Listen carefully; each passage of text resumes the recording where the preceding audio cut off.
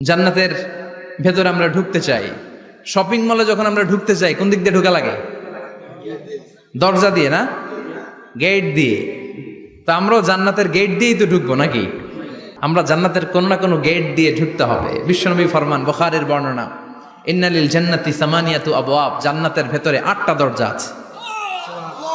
কয়টা?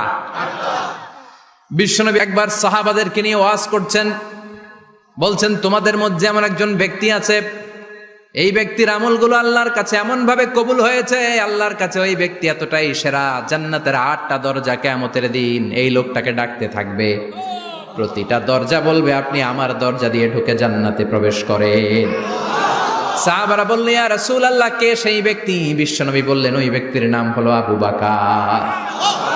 কিয়ামতের দিন সাইয়েদনা আবু বকরকে 8টা জান্নাতের দরজা থেকেই জান্নাতগুলো ডাকতে শুরু করবে, উদখুল মিন বাবি, উদখুল মিন বাবি, আমার দরজা দিয়ে ঢুকেন, আমারটা দিয়ে ঢুকেন।